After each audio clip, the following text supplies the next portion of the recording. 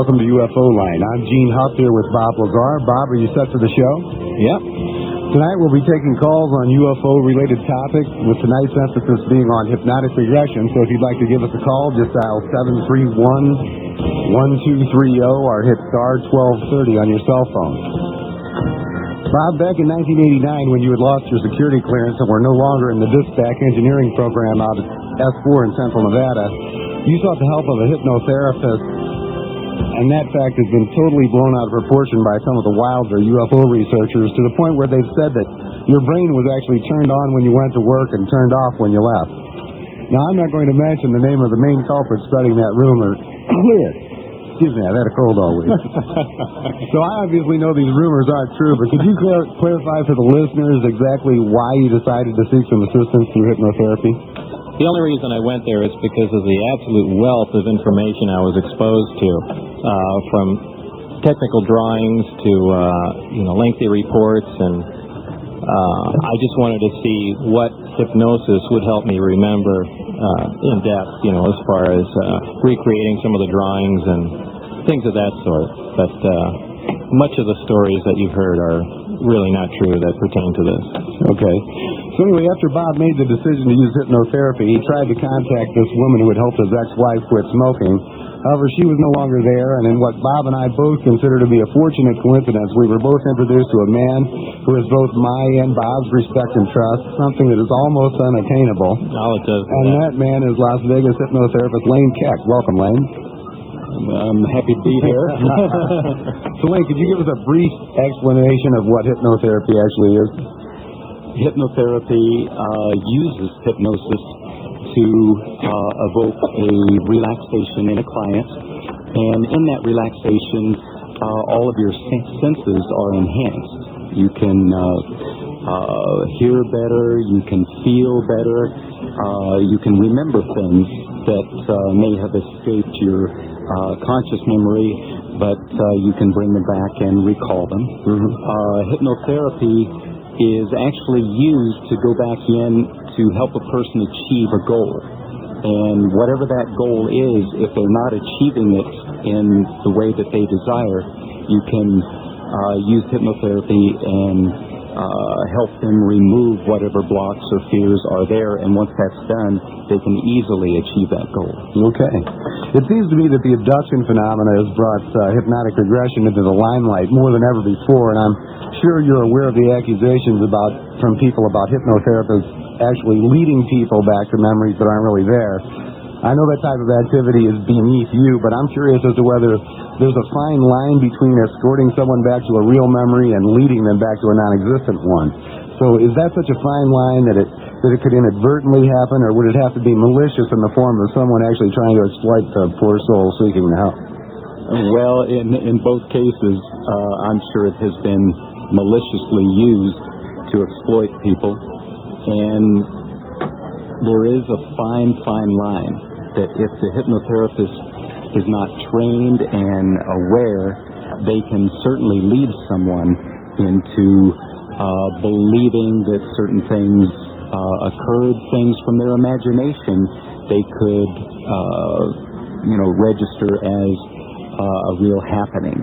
And that's why whenever I talk about hypnosis, I constantly remind people that they can lie under hypnosis just as easily as out, because they have the power of their own thinking, but they can also be misled by someone who is guiding them. What do you think about self-hypnosis being used to try and retrieve it? I guess specifically on UFO line, when you talk about abduction memories.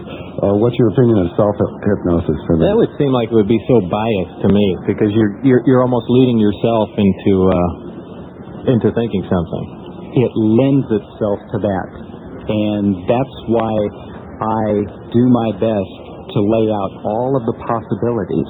If this could just be imagination, that it could be, let me stop here and give an example of a case that I did. When a person came in, they thought they had been abducted because when they went to a movie and watched one of these abductions and someone being lifted up into a spacecraft, they would start to vomit and have violent reactions. Or when they would read about this in a book, they would have violent reactions. And in reality, when they came into the office, I explained that there's different possibilities. Let's look at it. Let's go back and recall what they did remember. But in doing that, what we found was that they had a birth that was a cesarean delivery. And so their subconscious mind remembered their birth. And when someone came in and violently opened up their living area and lifted them out of that warm, safe, secure, peaceful place, they had a tremendous amount of fear from an early age level. And that translated into them later on seeing these movies of someone being lifted up, aliens lifting someone up, and that was where their real fear was coming from. They did not have an alien abduction at all. Mm-hmm. So there are different possibilities, and what I do is lay them out and then let that person go after those memories and get their idea, their understanding of what really happened, and try my best not to bias them in any way. Mm-hmm. If anybody has any questions for Lane, they can give us a call at 731-1230 or on your cell phone, hit star 1230. Lane, does hypnotherapy have some practical limits, and do you ever see it being sensationalized too much or even being abused? I do. I believe that it is extremely powerful, and most people would probably think I was a little strange for some of my beliefs. But at the same time, it is sensationalized quite often. And just as an example, you can use hypnosis to help someone stop smoking that's been smoking for years. And they can go in and say, hey, I had one session, that did it, no problem. Hypnotherapy is wonderful and great. And in reality, it will work that way, just one 15-minute session with a certain percentage of people. But most people have say with a cigarette, there's a tremendous emotional connection with that cigarette. And so a 15-minute session will only work temporarily, or it will not work at all. So the point is that when this hypnosis takes place and this person walks out, they may be a very small percentage of people who didn't have a strong emotional connection with that cigarette, and they'll go out and tell everyone, all you have to do is have a 10-minute hypnosis session, and you'll be free of the cigarette, which isn't the case at all. Sometimes it takes more in-depth work. So it can be sensationalized. Mm-hmm. Lane, have you ever regressed someone that you, in your opinion, you think was actually abducted by aliens? I mean, I guess I'm not asking what your take is on it, but I mean, do you think that has actually occurred in anyone that you've regressed? That's a fair question. I'll say first that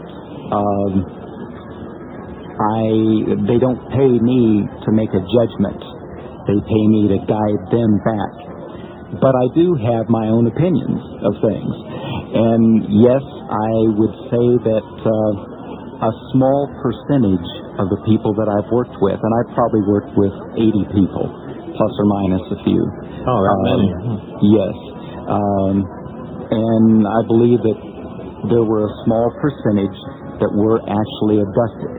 Now, I can't swear to it that it happened on the stack of Bibles, but from all indications and all the signs that I look for, there are some that I truly believe have been abducted, yes. I just have such a hard time buying that, but a lot of people have a hard time buying my story. I think we got a caller on. Yes, go ahead and take a call. Go ahead, you're on UFO Line. Hi, this is Glenn Campbell. Glenn, how are you? Hi. The obvious question is, what does Lane think of Bob and Bob's story and Bob's session? My reaction to Bob the very first time he came into my office was, wow, what have I gotten myself into now? Bob's story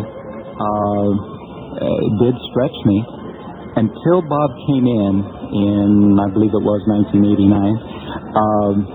I had not had one client. I think I'd been practicing as a clinical hypnotherapist for 8 or 9 years, and I hadn't had one client who had come in who had thought they had been abducted or had been abducted. But after Bob came on and I worked with him, and then the resulting media coverage after that, I've had, like I said, probably 80 people who I've worked with since. So this was something new for me when Bob walked into the office. And I handled it the same way that I handle every client that comes in. We go back and try and remove the blocks. He was wanting to remember certain things, and we go back and remove the blocks which kept those memories from coming forth. And there was a tremendous amount of fear and imprinting and some techniques that the government had used that I recognized that not too many would recognize. And what are those techniques? What were the blocks? Well, the obvious ones were fear, threats to his life, to his family's life, that type of thing. There was something that I call the Orion response. When Bob described for me these techniques of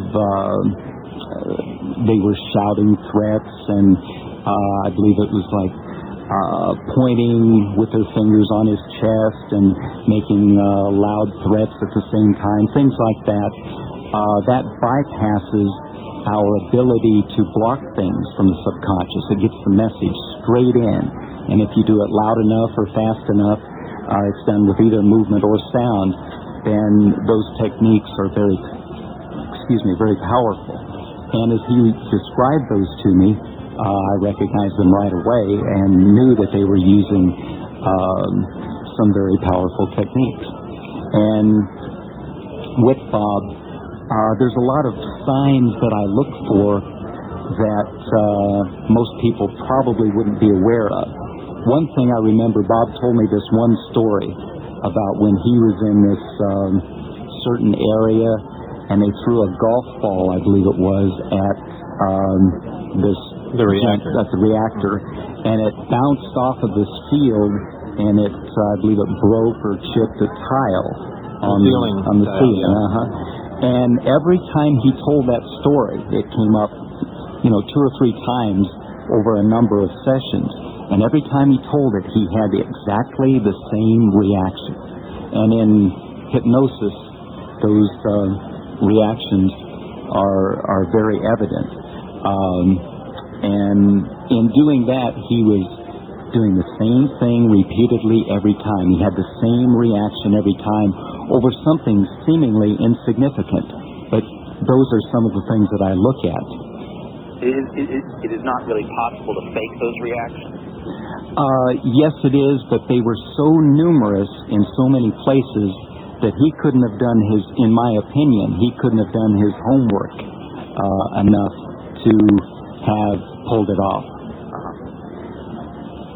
Also, Glenn, at this point in time, Bob's story wasn't even public. No one other than just those in Bob's immediate environment knew who he was or anything about his story. So it would have been way premeditated for Bob to be trying to fool Lane into thinking that someone threw a golf ball off of the reactor and hit the ceiling tile. That's for sure. What was the reaction there? Was that, oh dear, we're going to get in trouble?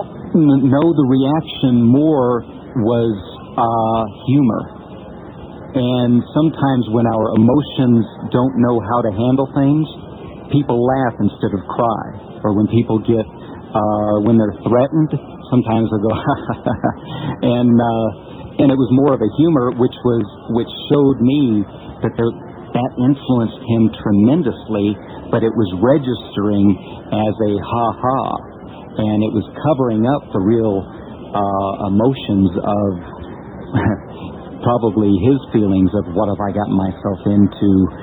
This is, something that is weird, strange. so, you know, in that way also, it was indicative of covering up those emotions that any normal person would have felt under that situation. That's very good. I thank you very much. All right, Glenn, thanks for the call. Lane, we got a person that called in wanting to know if you can address your credentials, education required to become a clinical hypnotherapist, and, you know, your background experience and all that. I do have a BS degree, but it's in business management with a minor in psychology. My real training came probably about 17 years ago, thereabouts, when I went into a hypnotherapist as a client and had a couple of healings in my body, and it so impressed me I wanted to learn more, never thinking I would ever be a hypnotherapist. But in doing that and continuing to learn from this hypnotherapist, who is Helen Bauckham, that I work with now at Serena's Clinical Hypnosis, she has taught out at the university and at the community college. I took all of her courses, but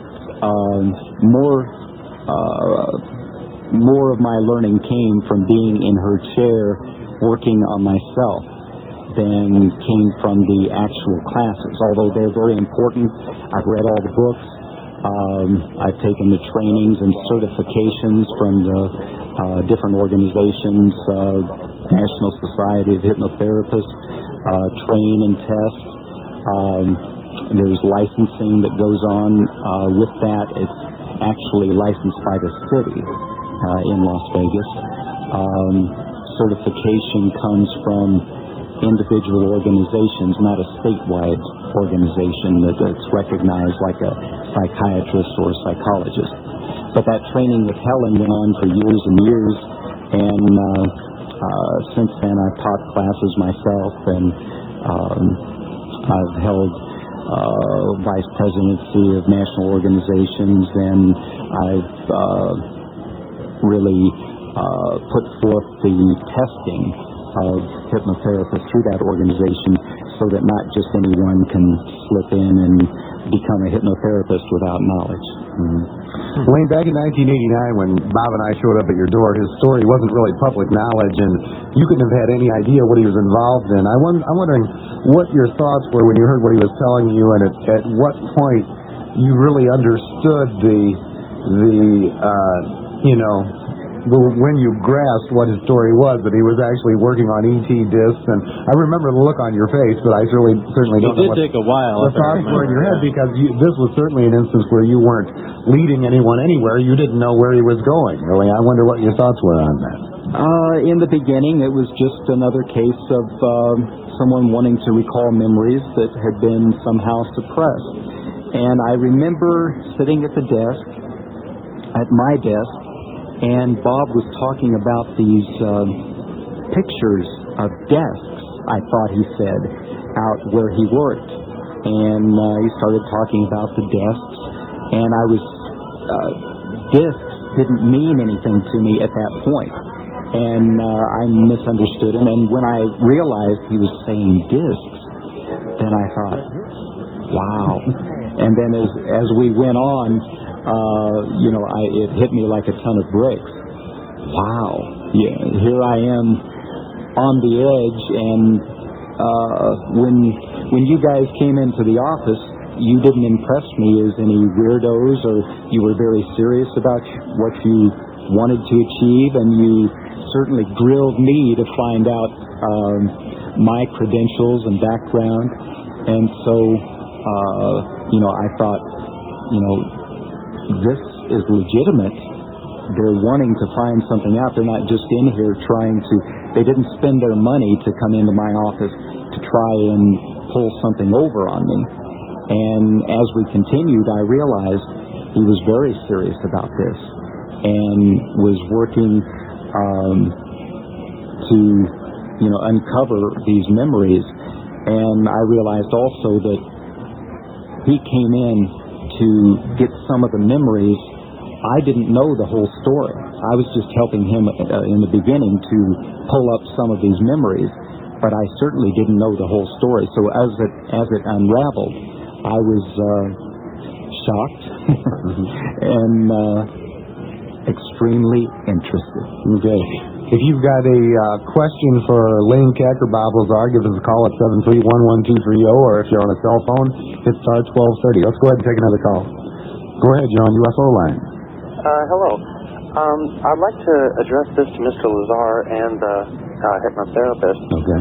Lane Keck is his name. Excuse me? Lane Keck is the hypnotherapist. Okay, excuse me, I'm very sorry. That's fine. I'd like to address the possibility of hypnotic suggestion for Mr. Lazar. As far as what? As far as, for example, many of the things you've seen or the fear that you've been given is it doesn't seem like it's what's the word I'm looking for? It doesn't seem consistent. For example, they suppose they erased you from society almost, right? For the most part, yeah. Okay, but now we're talking about the government. We're talking about the People's Department of Energy. Why did they overlook the fact of phone books and yearbooks and yet allow you to approach the media with something that's possibly the most damaging material concerning national security that we've ever had? It almost sounds like it's instrumentative. You understand what I'm saying? Yeah, I see what you're saying, but I mean, why did they overlook several things like that? I really don't know. I mean, that's your guess is as good as mine. I doubt. Is it possible that the information that you have is meant to be carried by you? That's possible. It's really I mean, heavy-duty information. I mean, it's the national security risk. It just seems too far to let somebody just go to the news with it. You know what I'm saying? Yeah, but it is such an easy thing to discredit. You know, it's one of the things that they said there. It's the most highest security program and secrets that are kept there, but they are the easiest thing in the world to keep quiet. Right. One of the things you were saying that you were taught basically with hypnosis, right? No. He just used hypnosis to recall some of the material that he was shown at his work, and we just used the hypnosis to help him recall. He recalled most everything consciously already before he ever walked into my office. Yeah, I wanted to redraw several schematics and a couple other things. Just go back and get more detail about the things that he did remember. And your question, I remember Bob asking that very same question to me. He said, do you think it's possible that they just gave me this information so I would have it and they may want to get information out? Is that possible? Can we find out in hypnosis if that could be done? Did you ever find anything to show that he may have been subject to a hypnotic suggestion? Not in the sense that we're talking about here. All of the fear techniques that they used, of course, is in a way hypnotic suggestion, but we could not find anything where they tried to hypnotize him to tell him to go out and reveal certain information or anything like that. That was not the case at all. Okay. Lastly, if I could, I have one more question from Mr. Lazar. Kind of off the subject, I spoke with him last week on the air, and it was he had a statement regarding fixed-wing aircraft. I know it's a little bit off the subject, but if it's okay, I'd like to go ahead and ask. Oh, sure, go ahead.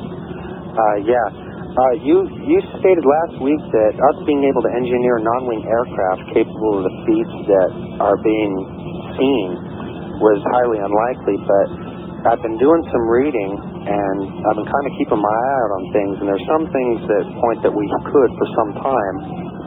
And have you ever heard of frozen smoke? Yeah, that's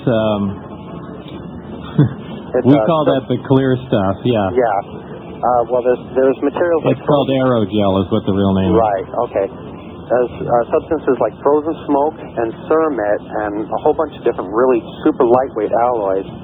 Well, it's not an alloy.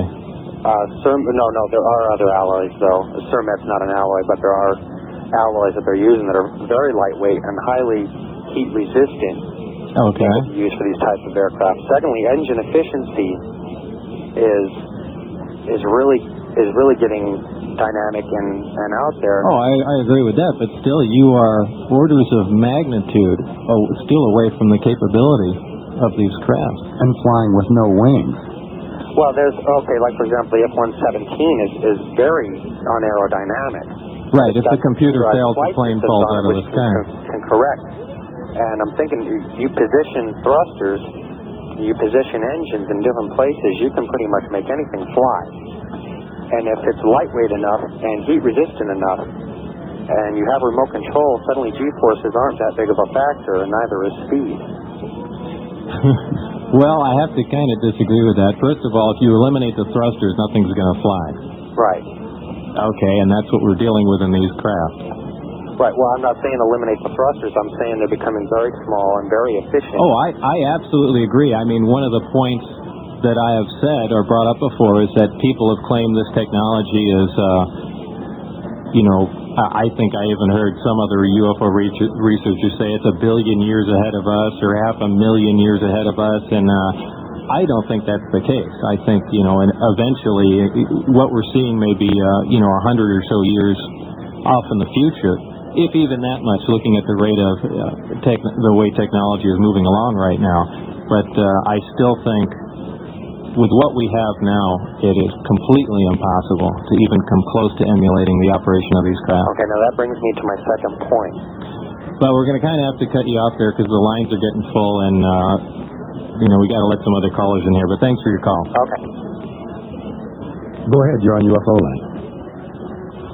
Hello? Yes, go ahead. Hi, I have some questions for Mr. Lazar concerning maybe some recent memories that he may have from working in space. Sure, go ahead. Okay, fire away. Well, what I'd like to know is if there was any information divulged to him as to the culture of these beings that supposedly operate these craft, and if of the 9 craft that he supposedly saw, were they all from the same culture or were they from different cultures? Well, first of all, they really didn't divulge much information about. What was the first question about concerning the culture of the beings? Well, was any information divulged to him as to where they were from, or how they live, or what they're all about? Very little. The only hint that I got was that the craft apparently came from the Zeta Reticuli star system.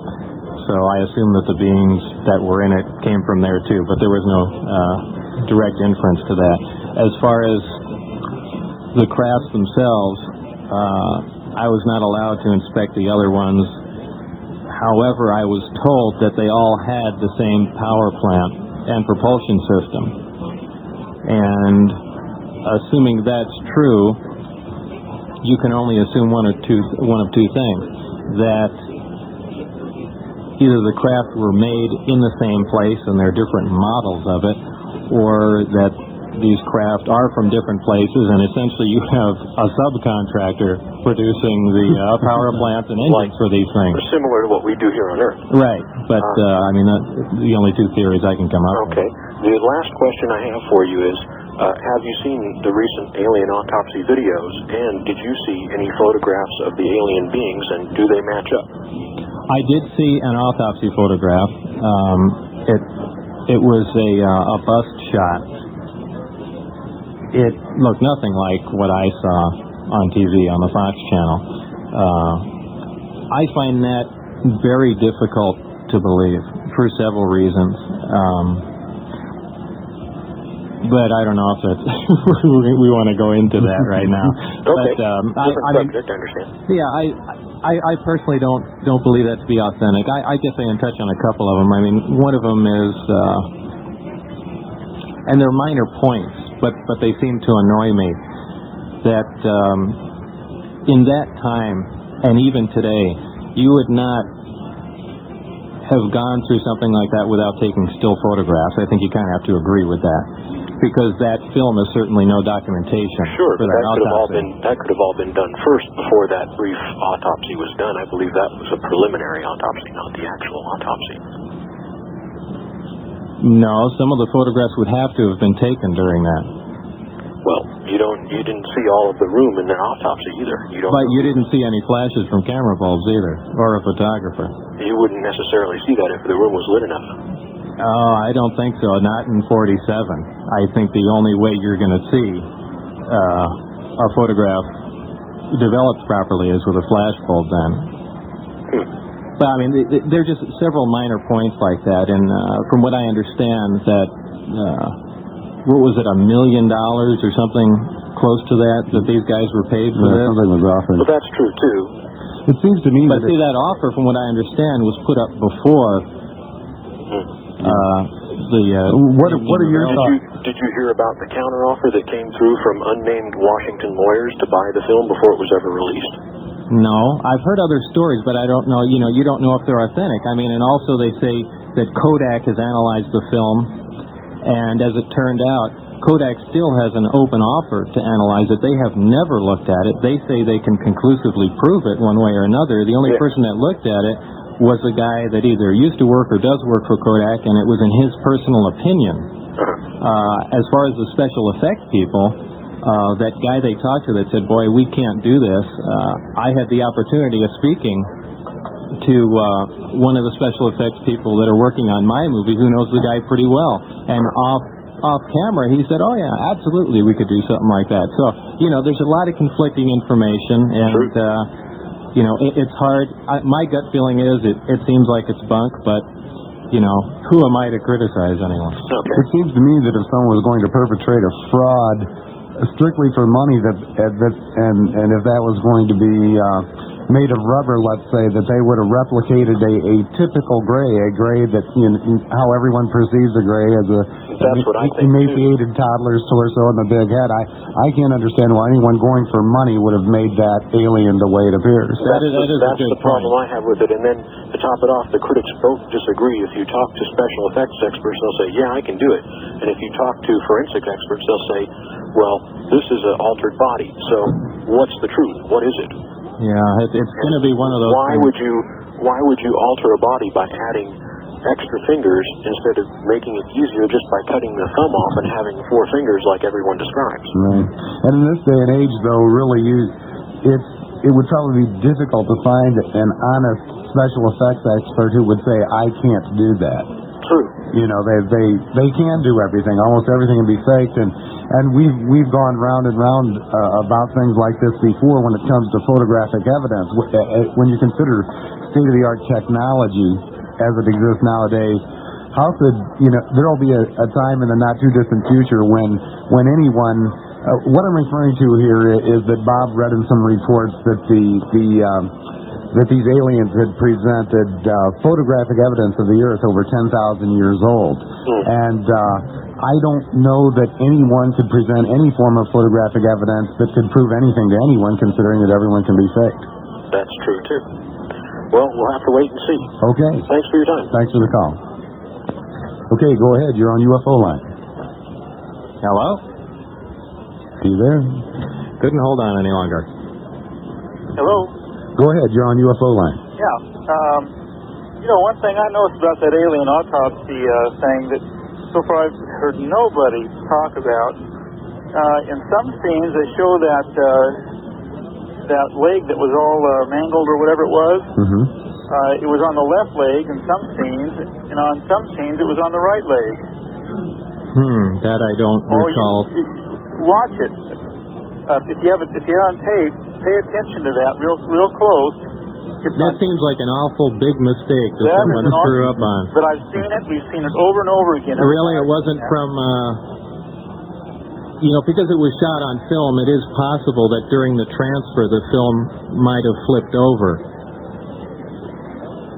I mean, were there any other objects in the room that might have reversed? Well, I don't. I guess that's possible. I mean, I'm just trying to give them the benefit of the doubt. Yeah, well, I thought of that myself, and I guess I just haven't analyzed that close enough to correlate other objects along with it. We're not as familiar with the film as you. Are you saying that in some frames one leg is hurt and the other one is not in disrepair? That's right. And in other frames the injured leg is now repaired and the other leg is injured? That's right. It's on the left leg in some scenes. It's on the right leg in other scenes. So what's your opinion of the autopsy, Fraud? Well, if that's true, then I'd have to say, yeah, there was some kind of I'd have to agree with that too. So I think that someone needs. I've never heard of anybody talking about that yet, and of all the critics. So maybe that isn't. Maybe they have reversed that film, and that's already been taken into account. And nobody's mentioned that. But it seems like somebody should have said something about that. Just to. I'm sure I'm not the only one who saw it. So, being over that millions of people saw it, I'm sure there's been a lot of people wonder about that. Yeah, there's certainly been a lot of hot debate about it. So a lot of people really aren't looking for anything to refute it. They'd love it for it to be true, so they're not being too critical. Yeah, I guess so. Anyway, I just thought I'd throw in my 2 cents on that anyway. All right, well, thanks for the call. Okay, go ahead. You're on UFO line. Hello. I was wondering about where you stand as far as the idea. It seems, Bob, that you are more concerned with the hardware and the technology I am. than the question of is there actual extraterrestrial visitation. Now, what I want to know is, Bob and the other gentleman, his name's Dennis? No, Lane Tech. I know there's Lane Tech there, and then Gene Huff is name. Gene Huff, okay. Well, now, Gene, I heard you say that you thought that alien abductions was mostly a bunch of BS. No, I didn't say that. I think George Knapp said that last week, and it was HS for horseshit. But but no, that was not us. That was he said a lot of it. He didn't say all of it, and I think his point was that as Lane is represented here tonight, some people may have been abducted, but not everyone who says they've been abducted has necessarily been abducted, and I think you'd probably agree with that, wouldn't you? Oh, sure, I'd have to agree with that. Mm-hmm. But then there's the question of, it seems like, Mr. Bob, that you usually give a standard question as far as when somebody tries to ask you about, is there such a thing as extraterrestrial intelligence visiting this planet from either another solar system or another galaxy? And I was wondering if both of you... I give a standard answer? Well, it seems like you say, well, your guess is as good as mine. In other words, you haven't actually seen them, so you really don't know. Well, that's exactly why I like to kind of draw the line between, what I know for a fact and, what might be true. Mm-hmm. The information he saw implied that, I certainly think that it's true, but Bob doesn't want everyone hanging their hat on just some words he read on paper. So he was in a flying disc, and he worked on the propulsion system. He can say, yes, this is here, and the report said it was from Zeta Reticuli, but he didn't go there and verify that as the point of origin. So I get frustrated with him just like you do, and that he draws the line there, and we all want him to proceed and expound a little bit, but maybe it's good that he stops there. Well, can I ask the question of both of you gentlemen?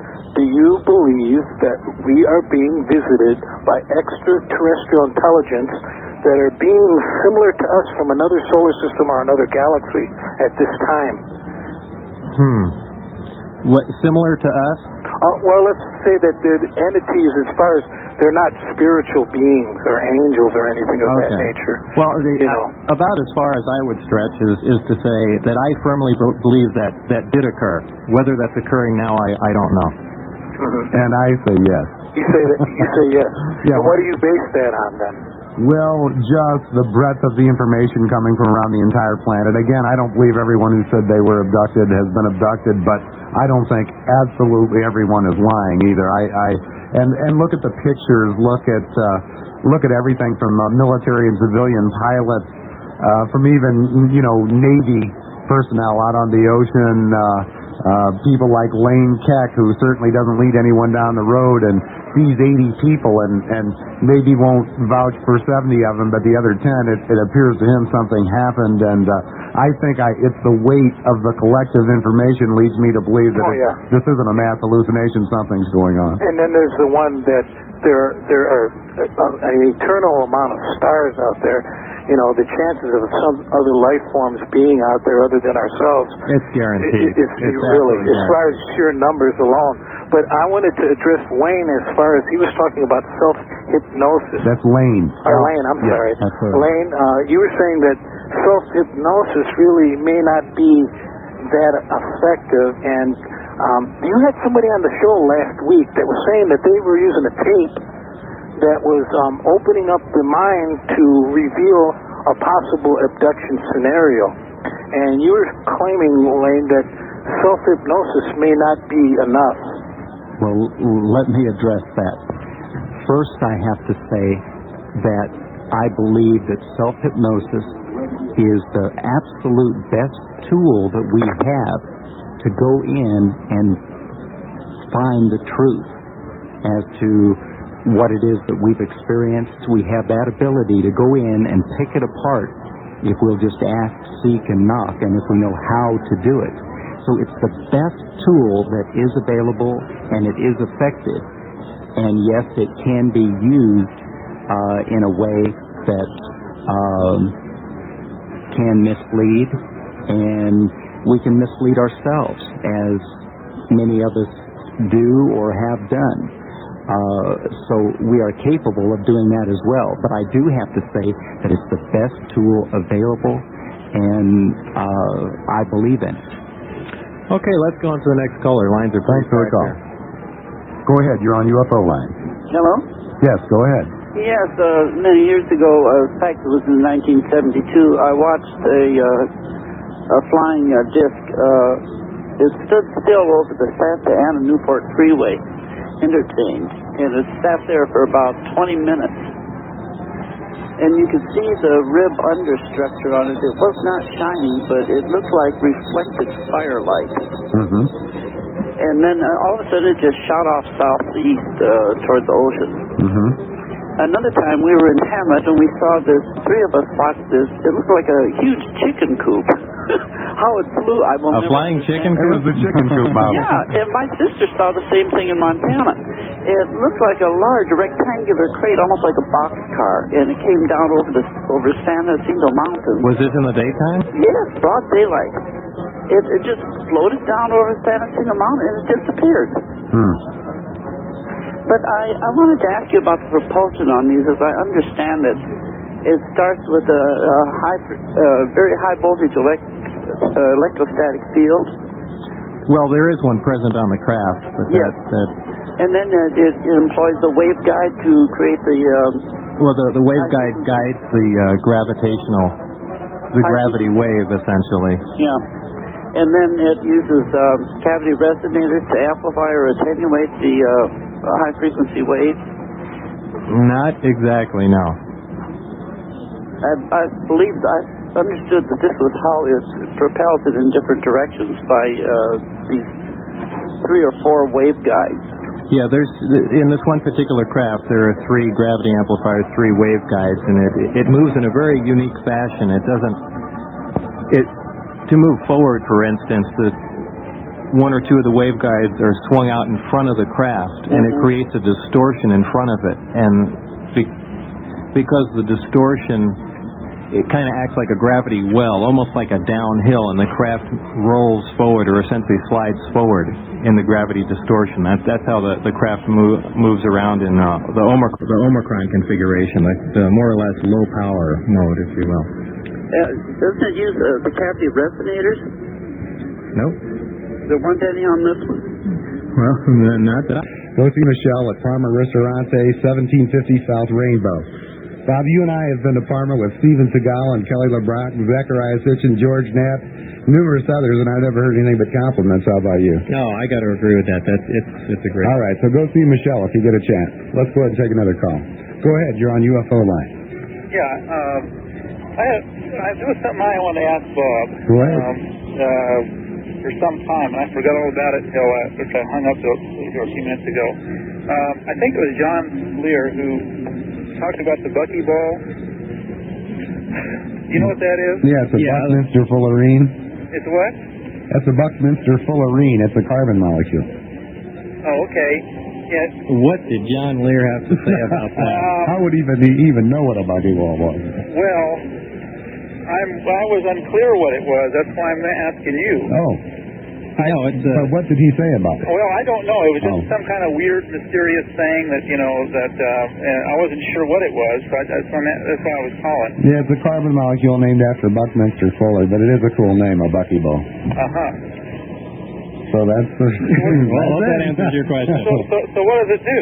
Nothing. It's a molecule. Just a molecule. Yeah, it just hangs out there and be... It's like some of us. Right. Well, I know it was a little off subject, but I had to clear that up. Thanks. Very good.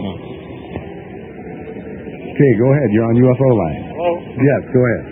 Yeah, I've got a question for Lane.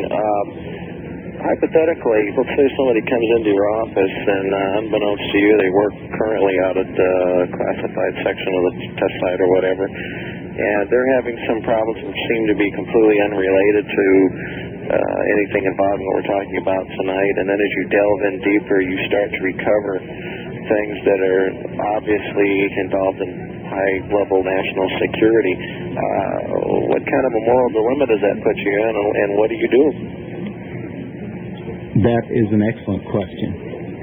And what I'm there to do is to help that person to achieve an emotional balance within themselves. And what we would do each step of the way is just weigh it out. And I would certainly draw it to the attention of the client if we were getting into some areas that I knew were classified. And it would be an individual call according to my integrity, or I would probably say the Holy Spirit would guide me. And I would not go after any of this information for my own use, only if they were consciously aware that it was important for their healing, for their emotional or mental healing, would I then address it, and it would be on a case-by-case basis.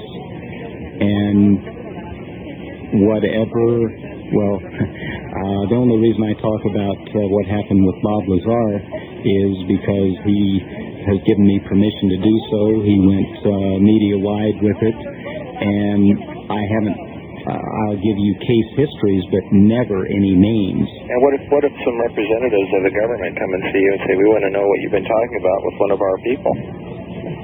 Are you permitted under confidentiality to not discuss it, or that could get to be a real mess? Actually, I've always wondered that too. It could get to be a real mess, and Bob would bring me something in jail, I'm sure, if they allowed him to do so. Okay. Well, thank you very much. Okay. Thanks for the call. You're welcome. Okay, go ahead. You're on UFO line. Hello? Yes, go ahead. Yeah, I'm wondering. I was in contact with a person who was working up at Tonopah Experimental Range, and they were a radar operator. At times, they would find themselves going up there and checking in at the facilities up there. And the next thing you know, they knew it would be 6 months later, and they had completed their assignment. They were headed back to Vegas. Wait. What do you mean the next thing they knew it would be 6 months later? Literally, the next thing they knew it would be 6 months later. The only time that they've had any kind of aggression that has been done, they remembered being in a clinical office with a nurse and a doctor approaching them with a needle. The nurse was gently restraining the person to kind of like tell them not to be nervous, and the doctor proceeded to inject them in the back of the head. Now, I understand that there are so many people working on classified projects that you can't send spies out and tap that many phones to make sure they're not talking. So doesn't it make sense that they would develop some sort of way to make sure that these people have some sort of a memory lapse? Well, that would be awfully convenient, but with modern pharmaceuticals, that's entirely possible, is it not? That I don't know. It would seem like that would be very difficult. Do you think it's in their own best interest to try and develop something like that? I don't think so. More spies to spy on people.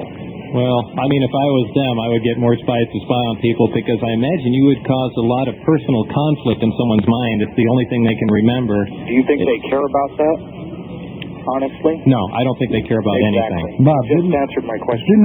Didn't I read that that they electronically monitored the phone lines, and then a computer actually searches the audible for certain keywords, and that to decide whether they actually I saw that on I think an episode of 60 Minutes where they were trying to track down some drug dealers, and they I think they had a large computer system set up that they were doing it in Colombia or something to that effect, and they borrowed some equipment from our intelligence agencies, and it would scan all the phone lines in Colombia and look for specific words and just pick them out. And so I imagine they could use something similar to that, you know. But since so much communication is done with people that have classified clearances and people who don't, and that maybe want to know what's going on, like you gentlemen apparently do since you have the show, that a lot of these conversations would be carried on over, not over the phone, but in person. Right. So... yeah, it would be to their benefit to develop something like that. Well, this is the indication that I've received from more than one individual, and I think it's something that would be pretty scary if that in fact was the case. It's very frightening, just as the rest of the whole phenomenon is to some people. So I'm not so sure I would want someone handling classified information that was very important who had been given these drugs. I don't think that these drugs would be developed to the point where you could trust anyone to do the proper job when they were on these drugs, if they would exist.